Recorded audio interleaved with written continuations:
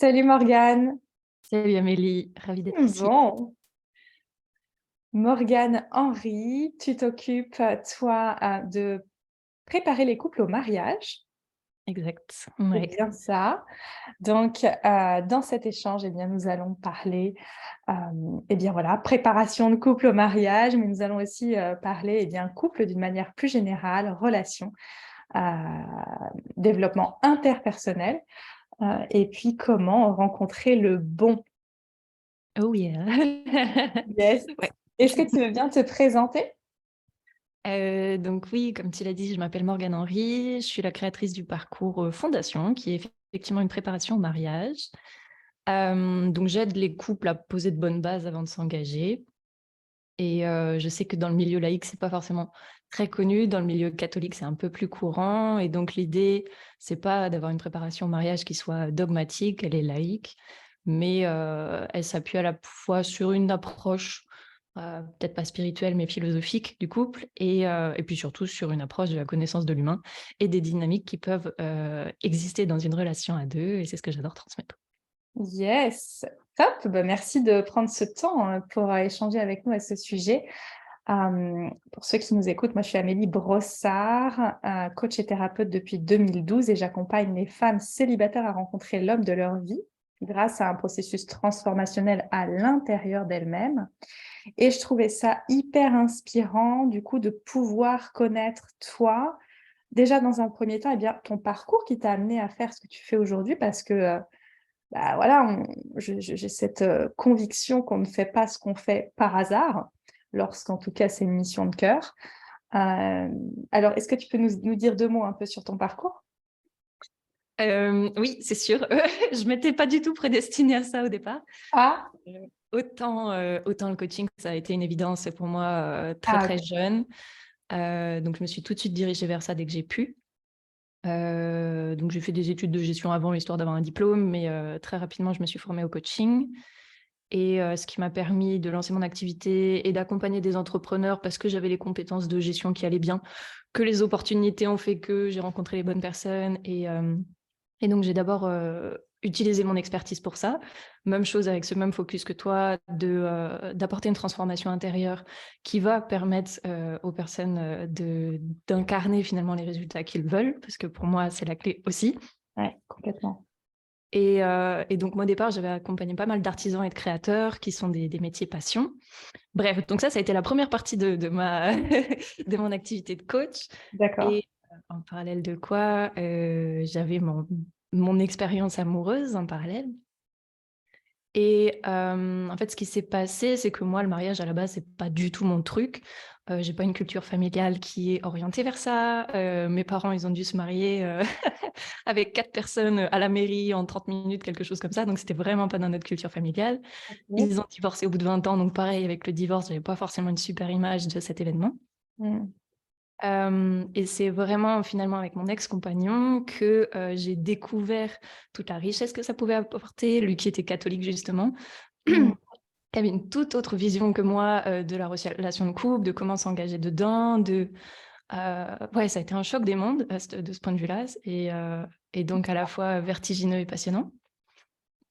Et ce qui s'est passé, c'est que quelque part, lui, il avait une philosophie du couple que je trouvais très intéressante, mais sans les outils forcément pour l'incarner. C'est un petit peu ce truc de on poursuit un idéal, mais bon, bah, humainement, quand on connaît pas le cerveau, les émotions, etc., c'est plutôt violent finalement parce qu'on n'arrive pas à incarner ce qu'on désire.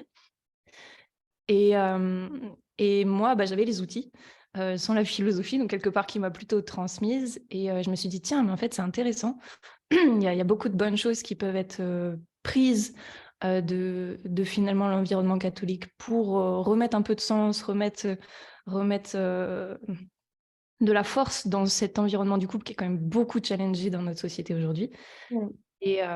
Et donc, quand on a vécu, oui, alors, je te raconte tout dès le départ, mais euh, ça nous a amené à nous fiancer, parce qu'au début, j'envisageais très sérieusement de me marier avec cet homme-là. Ok. Euh, et on a vécu une préparation au mariage catholique qui était, ma foi, très chouette, parce que bon, enfin, ça peut être plus ou moins long selon les endroits où tu vas. D'accord.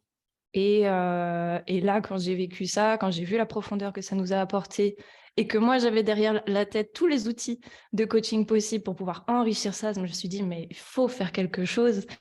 C'est vraiment passé à côté d'une expérience incroyable que de ne pas vivre ça, et encore plus avec les outils qu'on a maintenant sur les neurosciences, sur le coaching, etc., qui enrichissent, à mon sens, énormément nos rapports humains. Donc voilà, donc c'est un petit peu en synthétisé cette étape-là. Et à l'issue de ces fiançailles, en fait, à force de se poser des questions, on s'est rendu compte qu'on allait complètement dans le mur, ce qui n'était pas D'accord. vraiment prévu au départ. Ok. Et donc, à la suite de quoi, finalement, on a reporté d'abord notre date de mariage, continué un peu notre cheminement, notre discernement, et finalement, regarder en face tout ce qu'on mettait un peu sous le tapis en se disant « Oh, c'est agréable d'être ensemble, c'est joyeux d'être ensemble, c'est cool, etc. » Puis finalement, quand on creuse un peu, en fait, pas du tout les mêmes envies, pas du tout la même vision, les compromis qu'on était en train de créer, etc. De se dire « Mais en fait, si on se met ensemble aujourd'hui, on va pas se faire du bien d'ici déjà 2-3 ans, quoi. » Et donc voilà, donc finalement on a rompu nos fiançailles, et ça a été aussi une expérience forte à vivre. Et au début j'ai eu un peu peur parce que j'avais déjà commencé à créer le parcours fondation justement pendant nos fiançailles, parce que j'avais trouvé ça génial. Et après notre séparation, je me suis dit « Oh là là, mais est-ce que je vais toujours pouvoir transmettre ça ?» Et finalement, ça a été tellement encore une source d'apprentissage, finalement, de faire ce choix-là, de l'assumer jusqu'au bout, de le faire bien, que je me suis dit, bon, en fait, ça va me permettre aussi de comprendre ce que les gens vont vivre, parce que Mm. ça arrivera, et ça arrive. Maintenant, je me rends compte que quand j'accompagne, j'accompagne aussi parfois des séparations. Et voilà, si je te résume ce qui m'a Ok. amené ici, et mon histoire en quelques mots. Ok, intéressant. Ok, donc ouais, de l'avoir vécu toi-même et en fait de complémenter tous les outils comment dire, du coaching et ouais, du coaching avec le concept de la préparation au mariage catholique. Tu en as fait Voilà, ta un méthode, nouveau. quoi. Ta méthode. Exactement. Ok, bon, intéressant. Ok. Et alors justement, tu vois, tu parles de vision, tu parles d'être voilà, avec une personne qui a les mêmes envies sur le long terme, d'être voilà. Et puis moi, à l'inverse, tu vois, moi j'accompagne les femmes qui n'arrivent pas en fait à trouver la bonne personne, qui sont dans des schémas répétitifs qui font que elles enchaînent déception sur déception, désillusion sur désillusion. Euh, et elles vivent ça depuis des mois, des années pour certaines.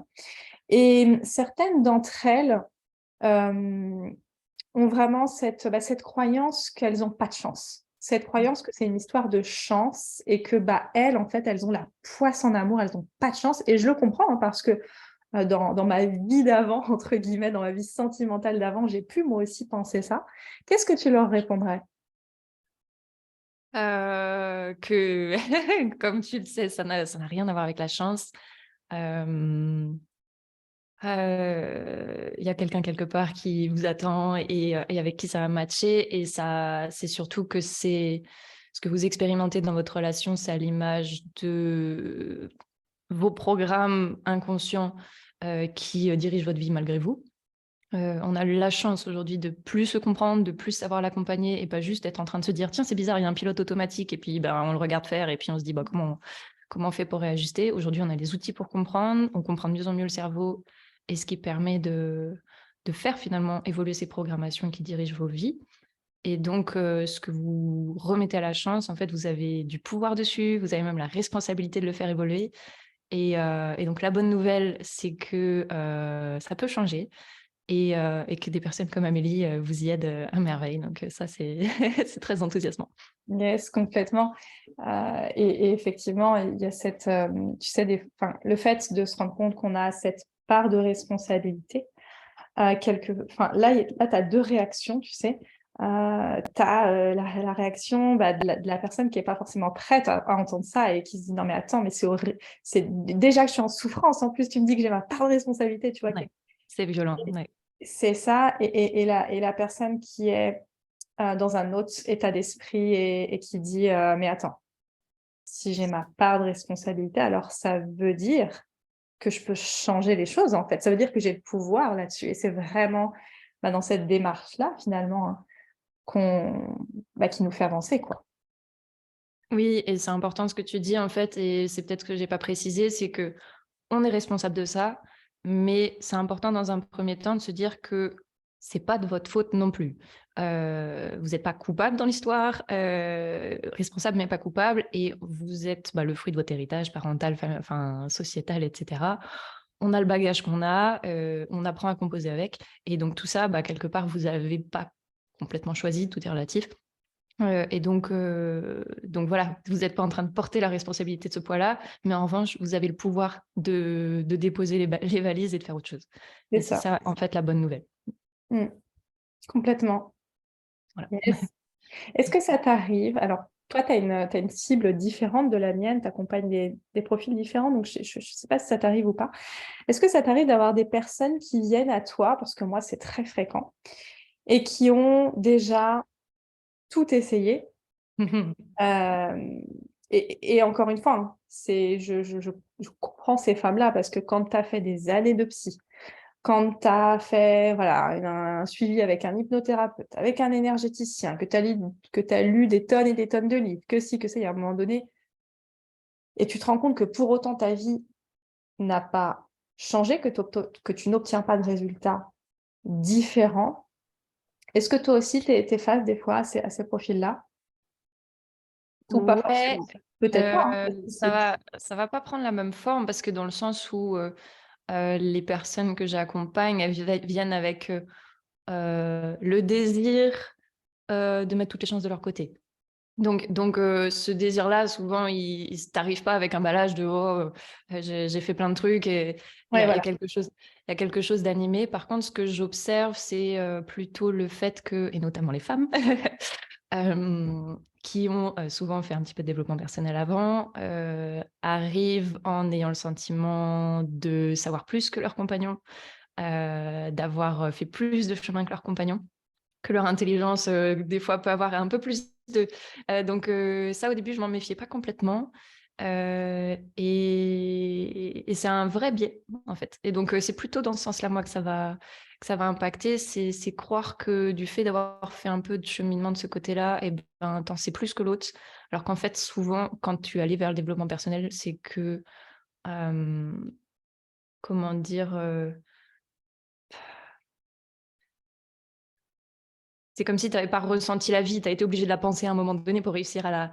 à la faire avancer. Alors que des fois, le compagnon, peut-être qu'il n'a pas les concepts, Mm. mais par contre, en fait, dans le vécu et dans sa façon d'incarner les choses, il y a une autre intelligence.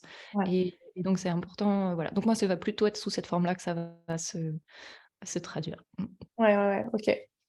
Ouais, je comprends, oui, le fait qu'il y ait des profils et qui sont du coup peut-être un peu plus masculins, d'après ce que tu as l'air de dire là, qui n'ont pas conscientisé, appris à faire comme ci ou faire comme ça, mais qui en tout cas ont un mécanisme naturel, comme tu dis, une intelligence qui font que ça le Ouais. fait. Ok, bon, intéressant.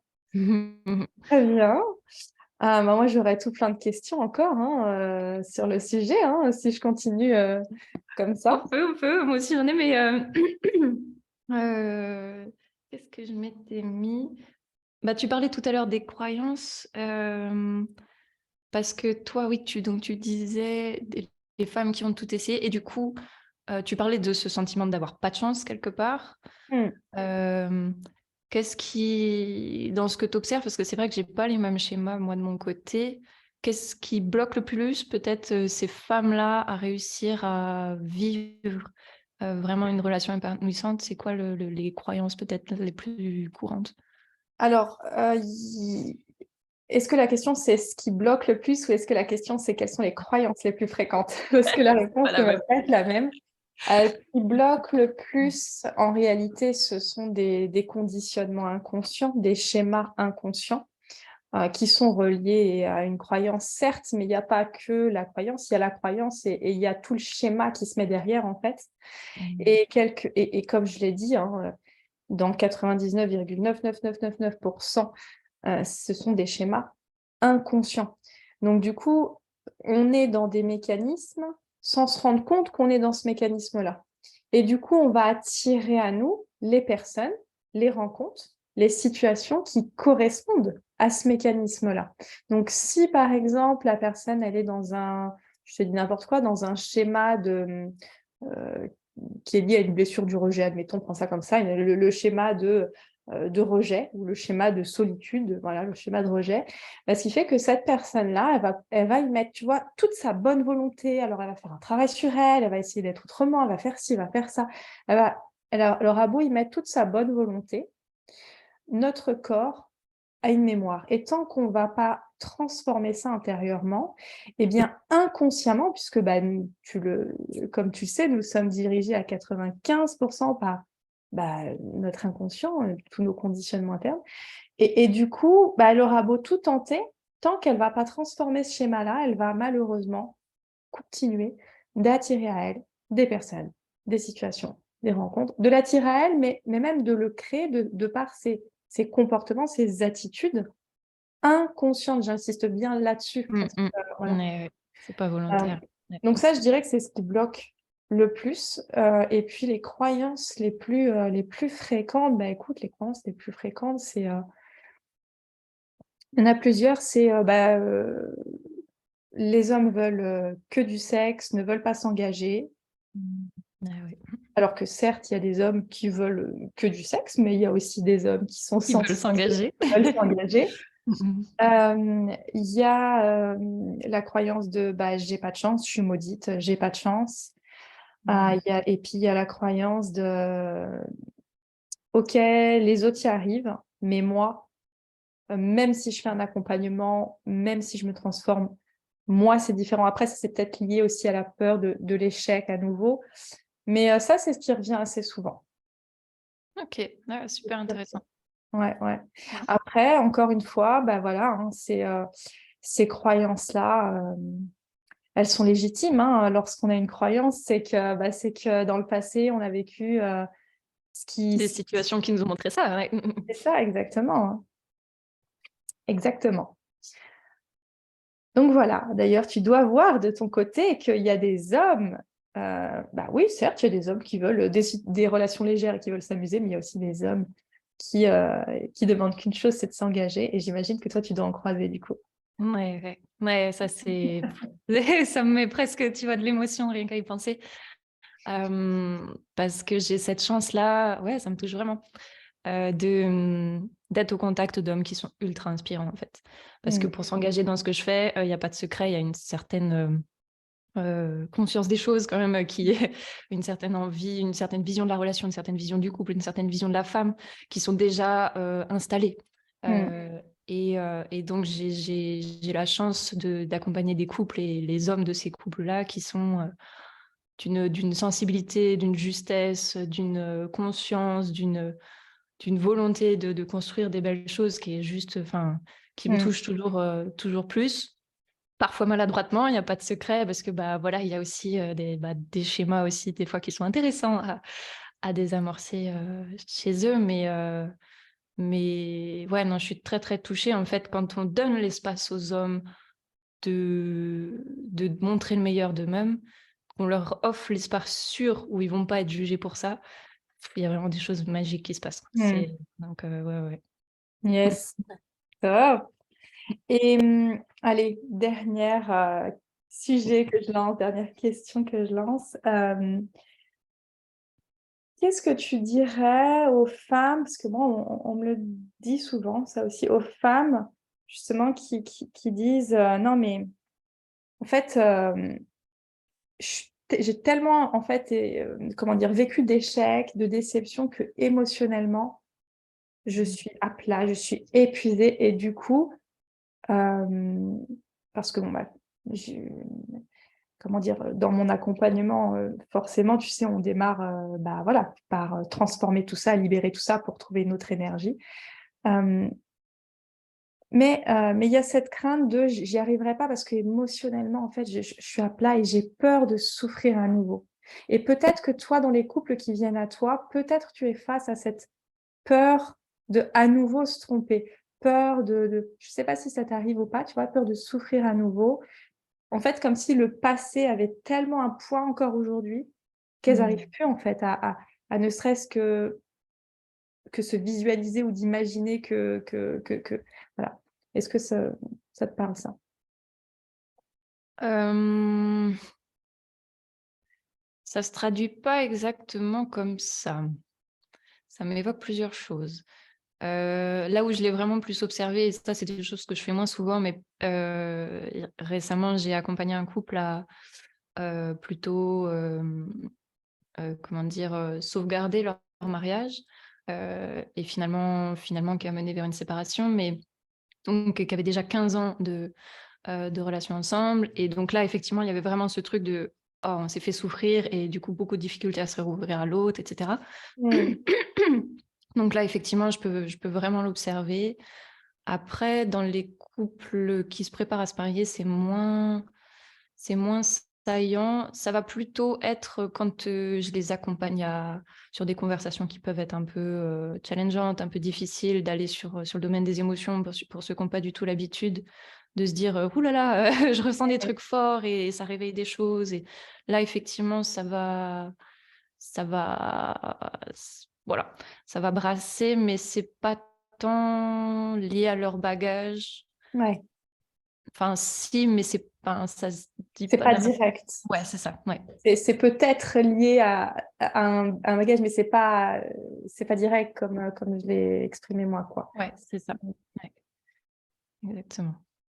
Ok, Parce que pour en arriver là où ils sont, en fait, ils ont déjà un peu bien sûr, passé. forcément. Ouais, Forcément, ouais, ils ont déjà avancé de façon à savoir ouvrir leur cœur ou encore complètement. exact. Ok, top. Voilà, voilà. Écoute, génial. Merci en tout cas voilà, pour cet échange.